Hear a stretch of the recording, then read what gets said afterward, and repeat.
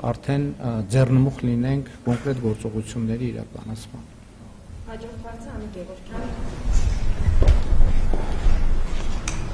Պարոն Փաշինյան, դուք նախորդ մեր հարց ու պատասխանի ժամանակ ասացիք, որ վեհափառը անվտանգության սպառնալիք է, ձեր թիմակիցներն էլ ասում են մայրաթոռն են ազատագրելու։ Հարցս հետևյալն է,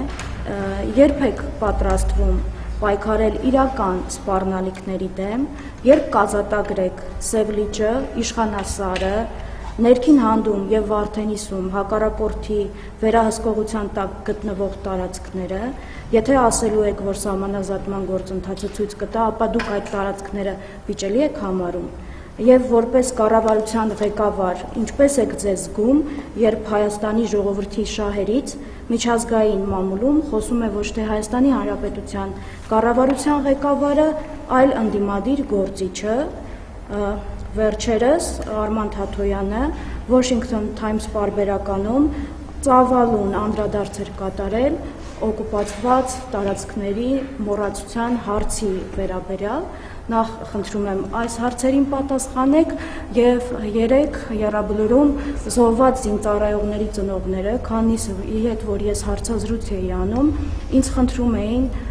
ցանկացած պաշտոնյայի, այդ թվում ձեզ տեսնելիս հարցնել, ինչու էր Ալիևից շնորհակալ Վահագն Խաչատուրյանը և արդյոք այդ պաշտոնյաները, ում հարցը կուղղեմ, հետևաբար հիմա ձեզ եմ ուղղում, դուք էլ եք շնորհակալ երախտապարտ Ալիևին, այսքանը։ Նախ, ինչ վերաբերում է Ադրբեջանի նախագահին, ես կայացրած մի շարք որոշումների վերաբերյալ իմ հրապարակային գոհունակությունը արտահայտել եմ, և մասնավորապես, եթե Ադրբեջանի տարածքով Հայաստան գալիս է հացահատիկ, դիզվառելիք, ճանապարհների ապաշրջափակում է տեղի ունենում, ես չեմ կարծում, որ մենք պետք է դրա համար Ադրբեջանին կամ քննադատենք, էլ չեմ ասում, որ դատապետենք։ Երկրորդը, եթե որոշում է կայացվել, դուք հիշում եք, տարիներ չէ, բայց ամիսներ Հայաստանի մամուլը և հանրությունը և քաղաքացիական հասարակությունը բարձրաձայնում էր Վագիվ Խաչատրյանի կյանքը սպառնալիքի տակ լինելու մասին, Վիգեն Էուլակչյանի կյանքը սպառնալիքի տակ լինելու մասին, երբեմն խոսքեր գնում նաև մեր մյուս վերադարձած եղբայրների առողջական վիճակի ծանր լինելու մասին, բայց Վագիվ Խաչատրյանի դեպքում հիմա վերադարձել է ծանր վիրահատությանը ենթարկվել և Հայաստանի հանրությունը ամիսներով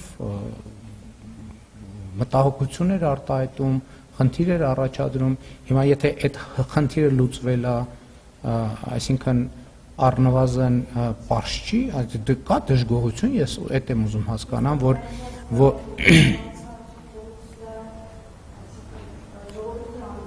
ես իմ ամանորյա ուղերձում ասել եմ, որ այն խոսույթը, որ Ղարաբաղը մերն էր, այլևս մերը չի,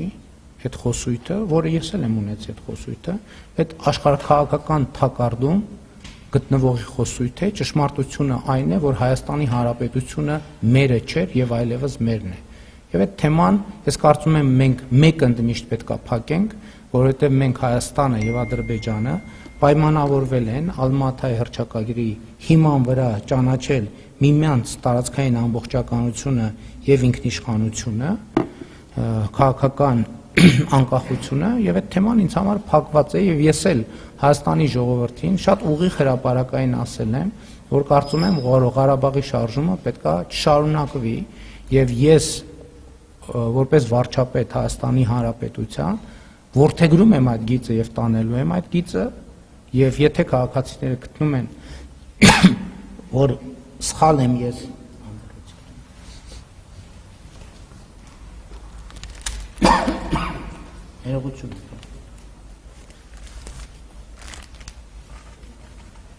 և եթե քաղաքացիները անհամաձայնություն ունեն այդ քաղաքականության հետ, ես կոչ եմ անում, որ նրանք հեղափոխություն անեն,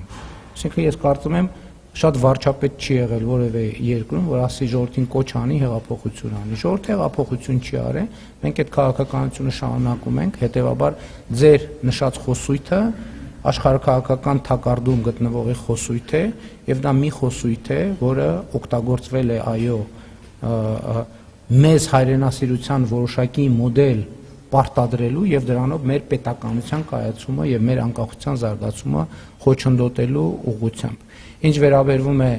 ձեր նշած տարածքներին, ես իմ ուղերձներում էլ դրա մասին հստակ դիրքորոշում արտահայտել եմ, ասելով, որ Հայաստանի օկուպացված տարածքների հարցը կլուծվի դելիմիտացիայի process-ի շրջանակներում եւ համոզված եմ, որ կլուծվի։ Ես հստակ մի րոպե կսպասեք։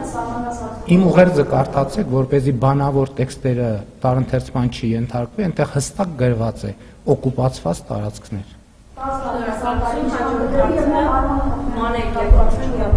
Ներողություն, Արման Թաթյանի հետ կապված չպատասխանեցի։ Համեցեք հաջորդ հարց։